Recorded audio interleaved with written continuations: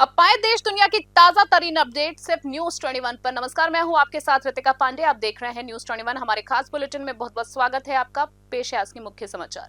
लोकसभा चुनाव 2024 को लेकर प्रथम चरण की मतदान प्रक्रिया हुई पूरी। लोकतंत्र का महापर्व आज सुबह से वोटर्स मतदान के लिए मतदान केंद्र पर पहुंच रहे हैं। प्रदेश में 2 चरणों में लोकसभा चुनाव संपन्न हुए। पहले चरण का मतदान जारी है। वोटर्स इस लोकतंत्र के महोत्सव का आनंद लेते हुए नजर आए। सुबह 7 बजे से लोकसभा चुनाव के लिए मतदान शुरू हुआ। दोपहर करीब 11 बजे तक मतदान बूथों पर वोटर्स की अच्छी खासी भीड़ देखने को मिली। दोपहर में गर्मी के चलते मतदान बूथों पर भीड़ कम दिखाई दी। अलवर शहर के 3 बजे तक मतदान प्रतिशत की बात की जाए तो 46% मतदान हुआ।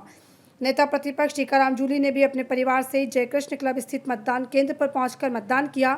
मीडिया से बात करने के बाद अधिक से अधिक मतदान करने की अपील की। टीकाराम जूली ने कहा, पिछले 10 साल की केंद्र सरकार की गारंटी फेल हो चुकी है। जिला कांग्रेस कमेटी के अध्यक्ष योगेंद्र मिश्रा ने मीडिया से बातचीत के दौरान कहा, भाजपा ने केवल पिछले 10 सालों में देश की आम जनता की गारंटी के नाम पर धोखा दिया। केंद्र सरकार पर वार करते योगेश मिश्रा ने कहा, यह सरकार केवल जुमलेबाजी की सरकार है। पूर्व केंद्रीय मंत्री एआईसीसी महासचिव भंवर जितेंद्र सिंह ने अपने परिवार के साथ केंद्रीय विद्यालय में वोट डालने पहुंचे। वोट डालने के बाद मीडिया से बातचीत में जितेंद्र सिंह ने कहा, मोदी की गारंटी झूठी है, जनता समझ चुकी है, जुमलेबाजी से काम नहीं चलता। 10 साल तक सरकार ने कुछ नहीं करके दिखाया, केवल झूठे वादे किए हैं। उनके राज्य में पेट्रोल, डीजल, गैस सिलेंडर सभी के दाम बढ़े हुए हैं। किसानों को खाद बीज भी महंगा है। भाजपा उम्मीदवार भूपेंद्र यादव ने अपना वोट कहां डालेंगे? वन राज्य मंत्री संजय शर्मा ने भी अपने परिवार से ही मतदान बूथ पहुंचकर मतदान किया। मीडिया से बातचीत के दौरान वन मंत्री संजय शर्मा ने कहा, भाजपा की लहर चारों ओर है। फिर से तीसरी बार नरेंद्र मोदी देश के प्रधानमंत्री बनने जा रहे हैं। साथ ही वन मंत्री संजय शर्मा ने कहा, अलवर लोकसभा सीट से भाजपा प्रत्याशी भूपेंद्र यादव अच्छे मतों से विजय होकर अलवर के सांसद बनने जा रहे हैं। काफ़ी अच्छा लग रहा है और काफ़ी प्राउड फील हो रहा है कि मतलब मैं अपना पहली बार आज वोट डाला है कि मतलब हमारे वोट से भी कुछ चेंजेस आ सकते हैं और आएंगे भी। अगर मतलब मैं जयपुर से अपना आज पहली बार वोट डालने आई हूँ और काफ़ी ज़्यादा अच्छा लग रहा है वोट डाल के। किन मुद्दों को लेके आपने अपने मतलब दान किया? मैंने एजुकेशन को प्रायोरिटी दी है क्योंकि मैं स्टूडेंट हूँ, तो मैंने उसी के बेसिस पे अपना वोट दिया है।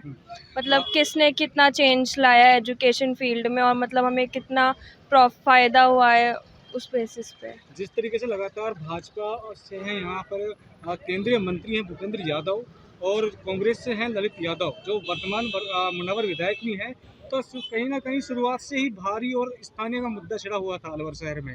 तो क्या लगता था कि इस बार वो स्थानीय और भारी जो प्रत्याशी है असर देखने को मिलेगा वोटिंग पे? हो भी सकता है, मगर वो इन लोगों पे डिपेंड करता है कि वो किस बेसिस पे अपना वोट डाल रहे हैं। अब मैं ऐसे सबका इंडिविजुअली नहीं कह सकती, मगर हाँ हो सकता है थोड़ा बहुत कुछ डिफरेंस आ सकता है।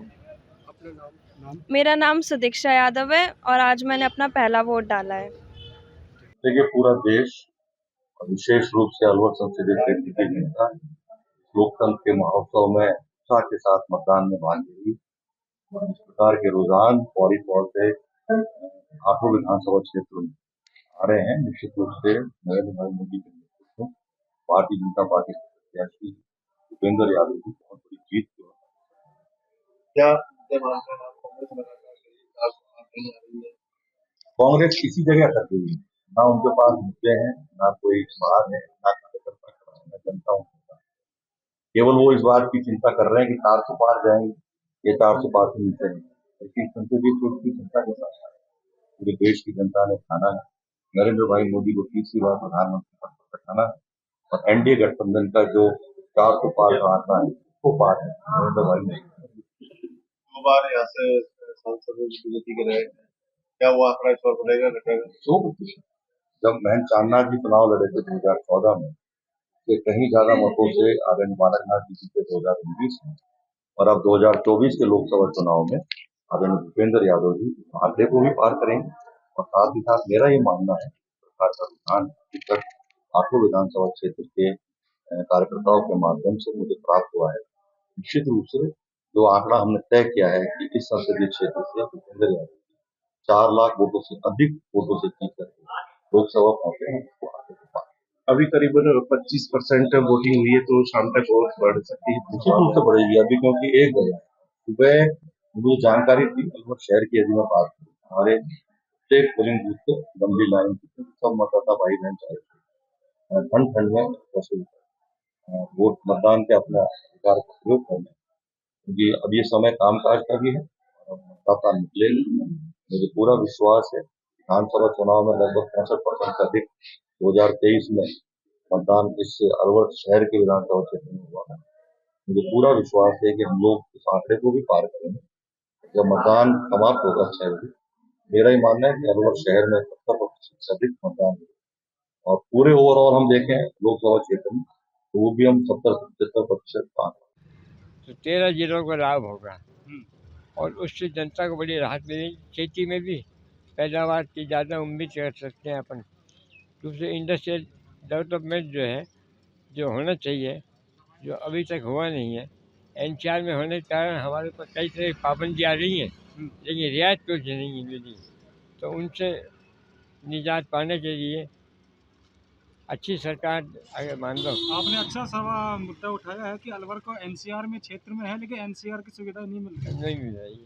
तो कहीं ना कहीं राजनीति जो यहाँ के गलियारों में जो आवाज़ उठती है एनसीआर बार बार, एआरसीपी की वो मुद्दा है, तो कहीं ना कहीं ढिलाई लग रही है इस बार। है बड़ी दुख की बात है, लेकिन अब उम्मीद करते हैं कि डबल इंजन की सरकार जो है ना, ये कुछ राहत देगी। भगवान करे इसको भी सद्बुद्धि मिले, जिससे आम आदमी की आवश्यकता की पूर्ति हो, मिनिमम पूर्ति तो हो, रोजगार तो मिले सबको और सब तरह की ऐसी व्यवस्था हो जिसमें आदमी समाज में सामूहिक रूप से तसल्ली बख्श रह सके, जीवन यापन कर सके। तो बाबूजी क्या उम्मीदें हैं आने वाली सरकार से आपकी? अगर मोदी जी वापस आते हैं ना, तो मैं अपनी आत्मा से कहता हूँ, अब आपने पूछा तो ही बताता हूँ। मैंने परसों को सोन लगाया, इंतज़ार किया मैंने,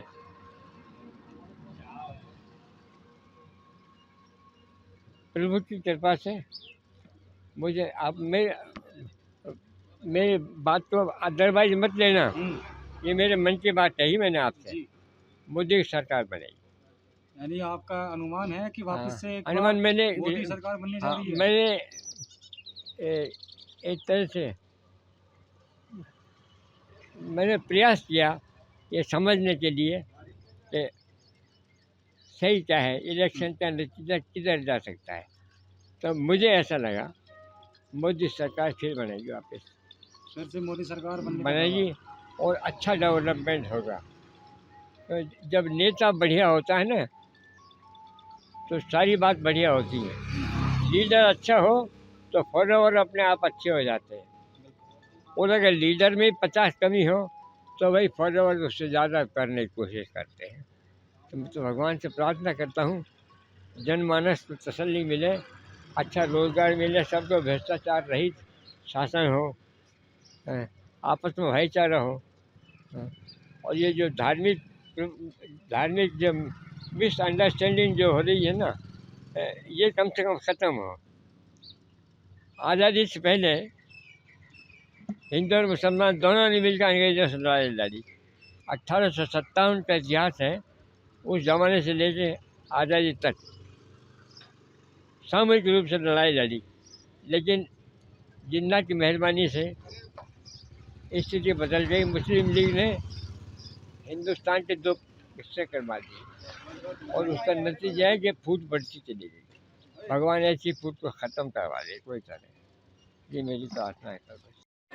मैं तो ये कहना चाहूँगा कि आपके द्वारा जनता को अपना ज़्यादा से ज़्यादा मतदान करना चाहिए, क्योंकि उनका एक वोट उनकी जिंदगी के साथ साथ प्रदेश का भविष्य रहेगा, उसकी दिशा वो बदलेगा। कई प्रदेशों में मुझे जाने का मौका मिला है। एक आम लहर चल रही है इंडिया गठबंधन की, और इसलिए चल रही है कि जो 10 साल से झूठ बोल बोल कर गारंटी शब्द का एक तरह से दुरुपयोग कर जनता को परेशान हो गई है। चाहे कोई भी व्यक्ति हो, किसी भी वर्ग के व्यक्ति को, किसी 36 बिरादरी के लोगों के पास आप जाके उनसे पूछेंगे तो वो दुखी है। उनका घर का बजट बिल्कुल नहीं चल रहा है, किसान का उपज की जो कीमत है वो नहीं मिल रही है, खाद की कीमत नहीं मिल रही है, डीजल जब वो डालता है अपने ट्रैक्टर के अंदर या पंप के अंदर, तो जब उसको 90 और 100 रुपए देने पड़ते हैं तो वो एक तरह से कोसता है भारतीय जनता पार्टी को और प्रधानमंत्री जी को। एक बहुत अच्छा माहौल पूरे देश के अंदर है, एक तरफा माहौल बन चुका है और आज मैंने अपना वोट भी डाला है। लेकिन ये भी एक बहुत बड़ा सवाल है कि यहाँ के जो माननीय भारतीय जनता पार्टी के प्रत्याशी हैं वो आज वोट कहाँ डालेंगे। जब उनका वोट अलवर में ही नहीं है तो फिर क्यों आ गए वो अलवर में, अलवर के लोगों से वोट लेने के लिए। पर वो मोदी की गारंटी दे रहे हैं ना। मोदी की गारंटी झूठी गारंटी है। मोदी की जितनी बार अपनी गारंटी के वो जो बोर्ड देखता है तो उससे वोट कम होते हैं, बढ़ते नहीं हैं। क्योंकि अगर वो कोई उनमें से एक गारंटी भी सच्ची होती तो फिर भी जनता का थोड़ा बहुत विश्वास होता। आपने पूरा सर सिनेरियो देखा है, अब कितनी राजस्थान में कितनी सीटों पे अपन जीत रहे हैं? मेरा मानना है कि हम अभी शून्य पर हैं। सारी 25 सीटें बीजेपी ने जीती हैं। इस बार हम बीजेपी से ज्यादा सीटें आएंगी। अब ये बात कर रहे हैं 25 की बात करते हैं, 400 पार की बात करते हैं, तो ये कहीं ना कहीं जो एक इनमें अहंकार आ चुका है वो उसकी झलक सामने आती है और जनता कभी भी अहंकार को पसंद नहीं। देखिए, सबसे पहले तो मैं सबसे अपील करना चाहूँगा, अपने मत का प्रयोग जरूर करें। आपकी सबसे बड़ी ताकत आपका मत है। आप कैसी सरकार आप चाहते हैं, किन लोगों को आप चाहते हैं, इस दिशा के अंदर आप काम करते हुए मतदान जरूर करें। दूसरे जो मुद्दे हैं, जो जिन लोगों ने झूठी गारंटियां दी, जिनके जुमले फैल हुए, उन लोगों को आज वापस बैठाने की ज़रूरत है। जिन लोगों ने जनता के लिए काम किया है उनको जिताने की ज़रूरत है। सर, अलवर के जो मुद्दे रहे, मेन तो स्थानीय और बाहरी का रहा, पानी के मुद्दे पे चुनाव लड़ा गया। तो 10 साल से केंद्र के अंदर ये लोग बैठे हैं। ERCP की घोषणा मोदी जी ने की थी अजमेर और जयपुर के अंदर, और वो काम पूरा नहीं हो, राजस्थान का जल शक्ति मंत्री हो तब नहीं हो, तो फिर ये लोग झूठे जो वादे कर रहे हैं, दावे कर रहे हैं। आज PKC ERCP के जो बधाइयाँ ले रहे हैं, एक बूंद पानी आ गया है क्या? किस चीज़ की बधाई ले रहे हैं? किया क्या है? MOU तक जनता के सामने नहीं आया। सिर्फ और सिर्फ जुमलेबाजी से काम चलने वाला नहीं। आज जनता इनको सबक सिखाएगी। सर, सरकार दोबारा बनने की बात कर रही है भाजपा और 400 पार की बात कर रही है क्या? हाँ तो कहे ना, कहने में क्या है, ये 400 पार इनकी रेल बनाएगा। लोग तो कह रहे हैं रहने दे यार। राजस्थान में प्रथम चरण का मतदान शुरू हुआ है। प्रथम चरण के मतदान में 12 सीटों पर मतदान हुआ। 13 सीटों पर आगामी 26 तारीख को मतदान होगा। अगर अलवर जिले की बात करें तो अलवर जिले में 11 विधानसभाएं रही, जिनमें 8 विधानसभाएं अलवर की लोकसभा सीट के लिए मतदान किया। अलवर में मतदान शांतिपूर्ण तरीके से संपन्न रहा। मतदान ग्राफ की बात करें तो 5 बजे तक जो आंकड़े रहे हैं वो 53.31 आंकड़े रहे। मतदान में काफी उत्साह नजर आया लोगों में। जो जगह जगह मतदाता हैं वो सभी पहुंचे, काफी उत्साह दिखाया मतदाताओं ने। जो अगर सुबह से 7 बजे से करीब 10 से 11 बजे तक मतदाताओं में काफी उत्साह रहा, काफी लाइनें भी नजर आई। जो मतदान को ग्राफ है जो सुबह 7 बजे से 11 बजे तक बढ़ा, फिर दोपहर में थोड़ी गर्मी होने के बाद जो मतदान का ग्राफ है थोड़ा धीमा नजर आया। मतदाता काफी कम घर से निकलते नजर आए क्योंकि गर्मी काफी तेज रही। 4 बजे से करीब 6 बजे तक मतदाताओं ने जो घर से निकले, जो मतों का जो प्रयोग है उसमें थोड़ा मतदान के ग्राफ में काफी बढ़ोतरी नजर आई। जो 5 बजे तक के आंकड़े हैं वो हमने आपको बता दिए। 6 बजे तक के आंकड़े अभी नहीं पहुंचे हैं। अगर पूरे अलवर जिले की बात करें तो पूरे अलवर जिले में मतदान पूरा शांतिपूर्ण तरीके से संपन्न रहा। पुलिस व्यवस्था काफी चाक चौबंद और माकूल रही। जिला जो निर्वाचन प्रणाली से जो विभाग सारे रहे उनकी व्यवस्था भी बिल्कुल माकूल रही। बिल्कुल शांतिपूर्ण तरीके से मतदान संपन्न हुआ। न्यूज़ 21 के लिए मैं प्रदीप गोयल।